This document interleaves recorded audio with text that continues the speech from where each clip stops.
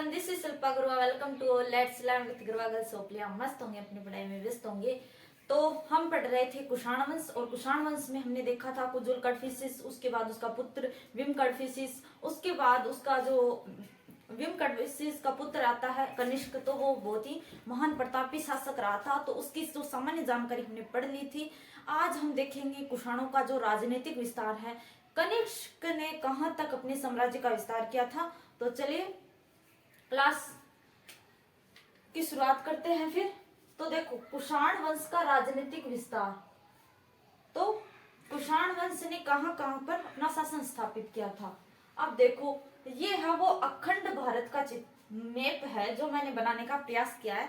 I think पूरा exit तो नहीं बना है, बट जो भी हो एक डायग्राम मैंने बनाया है यहाँ पे। तो वो देखो अखंड भारत है ये, ठीक है। तो जो ये ऊपर वाला क्षेत्र है, जो सिंध का, ईरान का, पाकिस्तान, अफगानिस्तान वाला क्षेत्र है, ठीक है। तो भाई बहुत सारे अभिलेख मिले हैं, उनसे ये जानकारी मिलती है कि कनिष्क का विस्तार है वो यहाँ तक था। तो एक देखो, एक रेबतक अभिलेख मिला है जो कि कुजुल कड़फिसिस, विम कड़फिसिस की वंशावली भी बताता है। और इस अभिलेख से ये जानकारी मिलती है कि जो ये अभिलेख है वो कनिष्क का अभिलेख है। रेबतक अभिलेख किसका है? कनिष्क का है। इसमें पूरी वंशावली है जो कुषाणों की है कि कौन किसके बाद आया ये, और इसके बारे में जानकारी, कनिष्क का अभिलेख है तो ऑब्वियसली कनिष्क के बारे में जानकारी मिलती है कि उसने चंपा, कौशाम्बी, साकेत और पाटलिपुत्र। चंपा जो ये दो बार आ गए ये नाम, कोई बात नहीं। तो ये जो क्षेत्र थे इन पर उनका जो अपना कनिष्क है इसका शासन रहा है। तो इस अभिलेख से जानकारी मिलती है कि चंपा, कौशाम्बी, साकेत, पाटलिपुत्र, ये हमने महाजनपद में देखे थे। चंपा जो कि अंग महाजनपद की राजधानी थी, और कौशाम्बी, पाटलिपुत्र ये हमने देख चुके हैं हम जब महाजनपद पढ़ा था। तो इन क्षेत्रों पर कनिष्क ने अपना है वो साम्राज्य, अपना क्षेत्र है वो विस्तारित किया था। अब देखो, ये तो भारत के क्षेत्र है। इसके अलावा उसने है वो जो तक्षशिला है, मथुरा है, यहाँ तक ये जो अपना पश्चिम में तक्षशिला, मथुरा को राजधानी बनाया था ना इसने। उज्जैनी, दक्षिण में उज्जैन एमपी वाला जो क्षेत्र था उज्जैनी, और चंपा जो कि पूर्वी बिहार का क्षेत्र था। चंपा पूर्वी बिहार का क्षेत्र था, उज्जैनी जो दक्षिण में था, ये पश्चिम में था मथुरा। तो इन जो जगह है यहाँ पर उसने है वो अपना जो भारत में है वो क्षेत्र विस्तारित किया था। यहाँ पर इसने हम वो अपनी सत्ता कायम की थी। इसके अलावा भारत के बाहर भी उसने बहुत जगह की थी, तो वो भी देखो।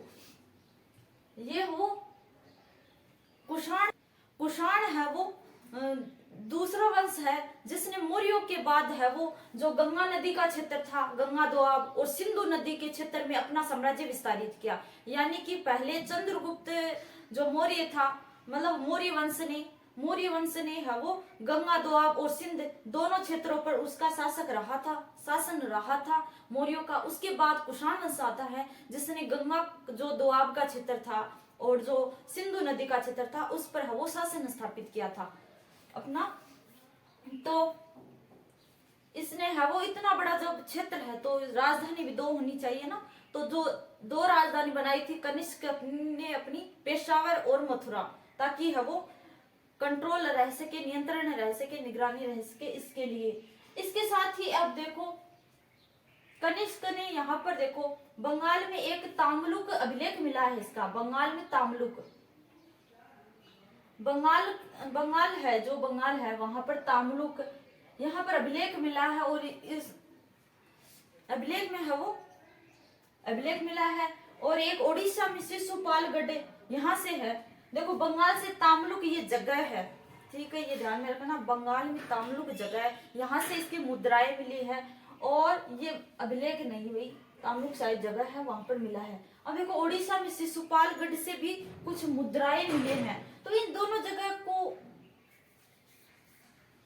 अब देखो, बंगाल में जो ताम्लुक जगह है यहाँ से मुद्राएं मिली है, और इसी तरह उड़ीसा से जो शिशुपालगढ़ है यहाँ से कुछ मुद्राएं मिले हैं। तो इन दोनों जगह पर ऐसा मान सकते हैं कि या प्रत्यक्ष तौर पर तो तो नहीं, लेकिन व्यापार है वो करता था। कनिष्क है वो व्यापार करता था, क्योंकि यहाँ से है वो मुद्राएं मिली हैं इन दोनों जगह से, उड़ीसा का जो सिसपालगढ़ है और बंगाल का जो ताम्रुक है, यानी कि अप्रत्यक्ष रूप से है वो यहाँ पर वो व्यापार करता था।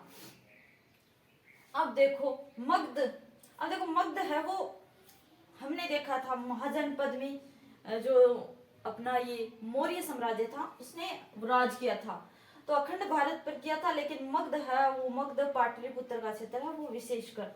तो यहाँ पर श्री धम्म निदान पिटक मिला है, उसमें क्या है कि श्री धम्म निदान पिटक से हमें ये जानकारी मिलती है, मगध से श्री धम्म निदान पिटक एक अभिलेख मिला है, उससे ये जानकारी मिलती है कि जो कनिष्क था इसने वो मगध से 3 चीजें ले जाता है। ये एक तो महात्मा बुद्ध का जो भिक्षा पात्र था वो, एक अश्वघोष जो कि था चतुर्थ बौद्ध संगीति का उपाध्यक्ष और इसके प्रभाव में आकर ही कनिष्क ने है वो बौद्ध धर्म ग्रहण किया था, ये एक व्यक्ति है।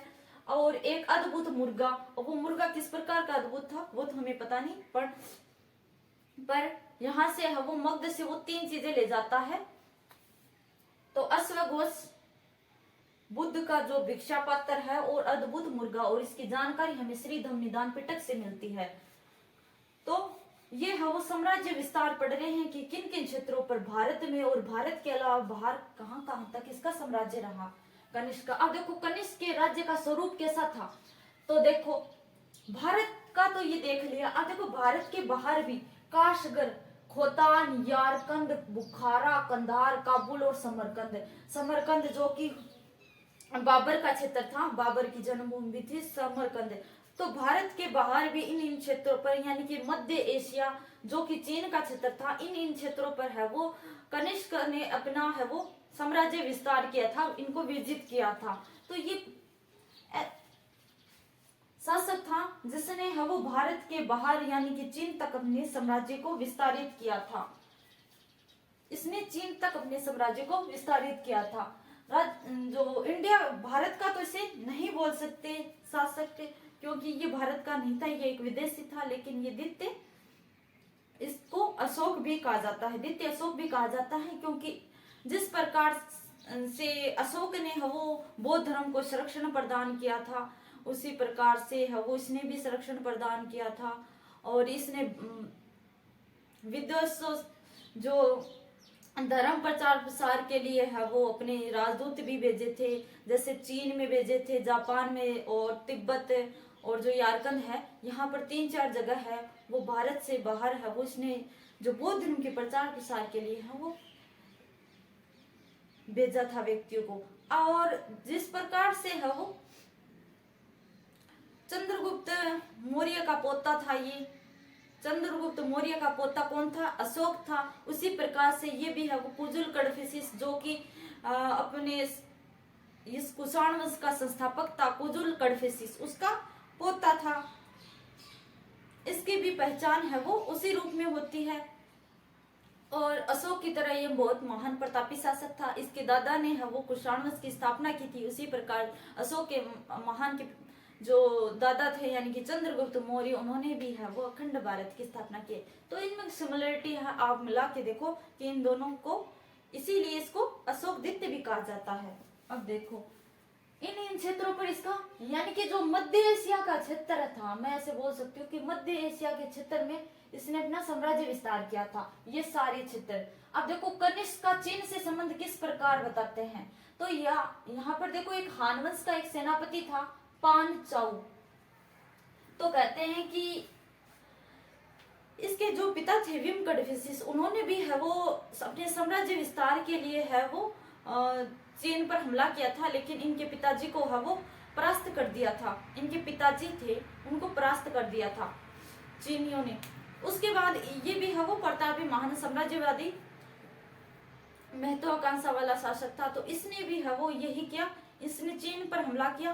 कहते हैं कि ये पहली बार हार चुके थे और अपना क्षेत्र गंवाने के पश्चात इन्होंने है वो जो चीन था, चीन का एक शासक था हान वंश का एक शासक था, चीन का हान वंश का एक शासक था जिसका नाम था पान चाउ। इसके सामने प्रस्ताव रखा कि आप अपनी पुत्री का विवाह है वो मेरे से कर दो संधि के तौर। तो उसने मना कर दिया। तो फिर उसने दोबारा है वो चीन पर हमला करता है, ये जो कनिष्क है, फिर दोबारा हमला करता है। और जो चीनी जो इतिहासकार है ह्वेनसांग के अनुसार फिर ये है वो जो इस चीन को है वो जीत लेता है। तो पिछली क्लास में हमने देखा था कि इसने चीन का जो होती राजा है उसको हराया था, तो यानी कि चीन तक इसने अपना साम्राज्य विस्तार किया था। तो पहले तो ये इसका पिताजी ने किया, वो हार गया। उसके बाद ये है वो पहली बार जब आक्रमण करता है तो हार जाता है। बाद में जो चीनी इतिहासकार बताता है कि इसने है वो चीन का जो क्षेत्र था उसको जीता था, यानी कि इसने दूसरी बार हमला किया होगा। तो ये थी चीन का जो कनिष्क के साथ क्या संबंध था, या फिर चीन से कनिष्क का क्या संबंध था। आप देखो कुछ कनिष्क के समय की मुद्राएं मिली है, वो देखो कौन कौन सी है कनिष्क के समय की। तो जो सबसे ज्यादा शुद्ध मुद्राएं है वो सोने की जारी की थी, वो थी कुषाण वंश ने ही है वो सबसे ज्यादा सोने की है वो शुद्ध मुद्राएं जारी की थी, वो था कुषाण वंश। तो ओबियसली इससे पता चलता है कि उनकी आर्थिक स्थिति है वो काफी अच्छी रही होगी, क्योंकि देखो धातुएं शुद्ध मिली है सोने की, यानी कि आर्थिक कंडीशन है वो अच्छी थी। अब देखो कनिष्क के समय की मुद्राएं तो सोने की भी मिली है जो कि शुद्ध थी, चांदी की, तांबे की, धातु की मुद्राएं मिली है, और जिन पर है वो ब्राह्मण, ईरानी देवता, यूनानी देवता और बौद्ध देवता के चित्र अंकित है। इससे पता चलता है कि कनिष्क है वो एक राजनीतिक अच्छा शासक था, क्योंकि इसके यूनान तक, ईरान तक संबंध थे। भारत में बौद्ध धर्म इसने ग्रहण किया था, यानी कि इसका है वो इन जगह पर यूनान से, ईरान से संबंध रहा होगा, इन क्षेत्रों को विजिट किया होगा। तो मुद्राएं ये बताती है। आप देखो तो यूनानी देवता के चित्र मिले हैं, ईरानी देवता के, ब्राह्मणों के और बौद्ध धर्म के, तो ये धार्मिक और राजनीतिक चीज हो गई।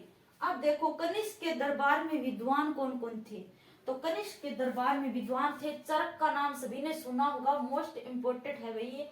तो चरक है वो ये है काय चिकित्सक, यानी कि शरीर चिकित्सक बोल सकते हैं, शरीर चिकित्सक था। इसका एक ग्रंथ था जिसका नाम है चरक संहिता, जिसे चिकित्सा शास्त्र का विश्वकोश कहा जाता है, चिकित्सा शास्त्र का विश्वकोश कहा जाता है। इसे है वो अल-बिरूनी ने कहा था, अल-बिरूनी इब्न तुता, तो उन्होंने है वो अल-बिरूनी ने इसे चिकित्सा शास्त्र का विश्वकोश कहा था। इसमें है वो आदर्श जो मेडिक हॉस्पिटल निर्माण की है बात कही गई है, आदर्श हॉस्पिटल निर्माण की। तो ये किसका है? चरक संहिता, ये चरक का है, जो कि है ये कनिष्क का दरबारी था, कनिष्क का दरबारी था। देखो अश्वघोष, ये मोस्ट इम्पोर्टेंट है ये भी, क्योंकि ये इसका राजकवि था और इसी के प्रभाव में आकर है उसने बौद्ध धर्म ग्रहण किया था। चतुर्थ संगीति का ये क्या था? उपाध्यक्ष। अध्यक्ष कौन था? वसुमित्र। तो वसुमित्र हो गया अध्यक्ष, ये हो गया उपाध्यक्ष, और इसको है वो मगध से लाया था कौन? कनिष्क। अब देखो पार्श्व, ये भी मोस्ट इम्पोर्टेंट है भाई, तो बात सारी इंपॉर्टेंट है, आपको ध्यान में रखनी है। पार्श्व जो कि था चतुर्थ बौद्ध संगीति को बुलाया था। तो बौद्ध संगीति आयोजन कराने का विचार किसने दिया, क्यों कराई? तो जो पार्श्व था इसने कहा कि चतुर्थ बौद्ध संगीति बुलाओ, तो इसने है वो चतुर्थ बौद्ध संगीति बुलाने का जो पीछे आदमी था वो था पार्श्व। अब देखो मात्र चेक, ये था लेखक भाई उसके दरबार का। संगरक्ष ये राजपुरोहित था, और एजीसी लाओस ये था एक यूनानी इंजीनियर। तो ये है वो कनिष्क के दरबार में कुछ व्यक्ति थे जो मोस्ट इम्पोर्टेंट थे। इसके अलावा मैंने बताया आपके कि कनिष्क ने है वो बौद्ध धर्म के प्रचार प्रसार के लिए है वो बाहर भी भेजा था अपने व्यक्तियों को। तो वो चीन, तिब्बत और जापान और यारकंद जैसे 4-5 क्षेत्रों में अपने है वो बौद्ध धर्म के प्रचार प्रसार के लिए व्यक्ति भेजे थे। तो नेक्स्ट क्लास में और मिलते हैं, तब तक के लिए बाय बाय, जय हिंद। कनिष्क हमारा कंप्लीट हो चुका है।